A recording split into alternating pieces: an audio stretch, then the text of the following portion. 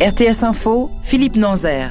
Vu la détérioration de la situation sanitaire dans le pays, le Conseil fédéral reprend la situation en main dans la lutte contre le coronavirus. Il envisage dès samedi des mesures pour toute la Suisse, comme la fermeture des magasins et des restaurants dès 19h. Les réunions privées pourraient être limitées à 5 personnes et les activités culturelles seraient à nouveau interdites. Le gouvernement a lancé une consultation auprès des cantons et rendra sa décision vendredi. Cette reprise en main de la Confédération suscite l'étonnement du ministre genevois de la Santé, Mauro Poggia. On l'écoute. La surprise parce que nous avons encore parlé régulièrement avec M. Berset, encore la semaine dernière, avec les représentants des cantons romans. Il était toujours clair que les cantons devaient prendre leurs responsabilités et les décisions. Nous les avons prises. On peut être d'accord ou pas d'accord, mais il y a eu en tout cas une unité de décision en Romandie pour les restaurants, puisqu'on les ouvre le 10. Et voilà que maintenant l'épidémie augmente dans les cantons suisses alémaniques, avec des gouvernements qui, eux, ne prennent pas de mesures, et la Confédération prend la main. Donc ça veut dire que nous avons fait le sale boulot, entre guillemets, puisque nous avons dû avoir à affronter tous les secteurs économiques, et finalement, aujourd'hui, la Confédération vient nous dire, non, puisque d'autres cantons ont des problèmes, c'est nous qui allons reprendre la main. Donc ça ne va pas. Mauro Poggia qui répondait à Maurice Doukas. Et justement à Zurich, les autorités cantonales ont fini par serrer la vis. Après des rappels répétés d'Alain Berset, le gouvernement a décrété hier de nouvelles mesures pour lutter contre le coronavirus, à savoir la fermeture des clubs érotiques et des casinos, l'interdiction des rassemblements à plus de 10 personnes et les restaurants devront fermer à 22h. Depuis quelques semaines, les cas de Covid sont en légère diminution à Zurich, mais ce n'est pas le cas des hospitalisations et le canton prévient, si ces chiffres ne baissent pas, un nouveau lockdown pourrait être décrété. À partir de demain, jeudi, il ne sera plus possible de rejoindre l'Italie depuis la Suisse à bord d'un train grande ligne. Les CFF et Trenitalia suspendent les liaisons ferroviaires transfrontalières.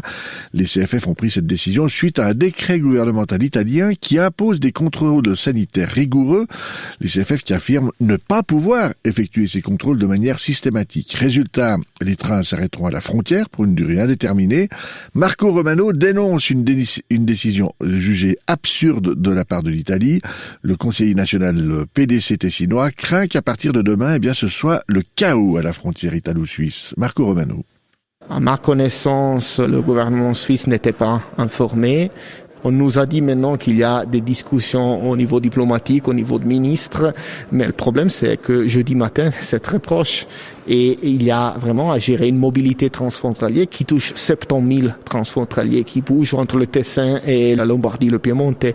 Et imaginez que tout le monde va prendre l'auto, ça veut dire de vivre une situation de chaos total à partir de jeudi. Et là, je trouve que c'est vraiment une approche totalement ridicule, l'approche menée par l'Italie. Marco Romano qui était interrogé par Mathieu Henderson. À Genève, on connaît le nom de la première candidate officielle à l'élection complémentaire au Conseil d'État, une élection prévue le 7 mars prochain. Après Pierre Maudet, la verte Fabienne Fischer se lance donc dans la course. Elle a été choisie hier soir par sa sélection cantonale. De son côté, l'UDC, elle a décidé justement de ne rien décider, définitivement en tout cas. La section genevoise du Parti agrarien se donne jusqu'au 21 décembre, au plus tard, pour élire sa ou son candidat. Il s'agira soit de la présidente de l'UDC suisse, Céline Aoudru, soit du conseiller national Yves Nideyer.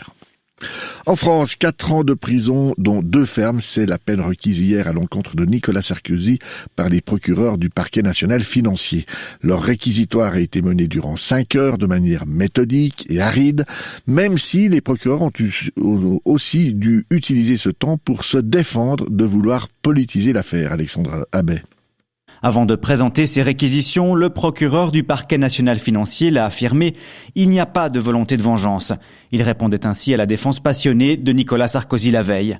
Dans cette affaire, le travail des juges d'instruction a constamment été mis en cause par la défense de l'ex-chef d'État qui dénonce un acharnement. On ne peut pas admettre qu'un ancien président oublie la République, a lancé le procureur. Les peines réclamées sont les mêmes pour les 3 prévenus, Nicolas Sarkozy, son avocat de l'époque et un ancien magistrat. Des écoutes téléphoniques auraient dévoilé qu'en échange d'informations classées dans une autre procédure concernant Nicolas Sarkozy, ce dernier aurait envisagé un coup de pouce dans la carrière du magistrat. Un simple bavardage entre amis selon Nicolas Sarkozy, une preuve de corruption et de trafic d'influence selon ses accusateurs. Le verdict sera rendu jeudi. Alexandre Abbé, RTS Info, Paris. Hockey sur glace, hier soir en National League, Genève Servette s'est imposé 4-3 au tir au but dans sa patinoire face à Fribourg-Gotteron. Lausanne a battu 3-0 Berne, Lausanne qui conforte ainsi sa première place au classement, et Ambri-Piotta a dominé Davos 6-2. En Swiss League, succès de la Chaux-de-Fonds sur Grasshopper 5-3, Ajoie a battu Turgovie 1-0 et Sierre s'est imposé à Langenthal 6-2. Météo, aujourd'hui le ciel sera le plus souvent très nuageux avec par moments quelques faibles précipitations qui seront plus fréquentes le long des Préalpes et en direction de la Suisse alémanique. La limite des chutes de neige se situera aux alentours de 500 mètres. Et en cours d'après-midi, le temps va devenir sec, sauf dans les Préalpes où les précipitations ne cesseront qu'en soirée. Côté température, en plaine, il fera tout au plus 2 degrés sur le plateau et 4 degrés en vallée.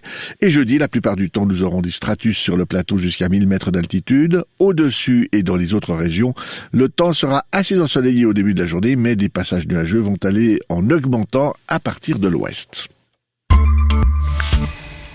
Espace 2.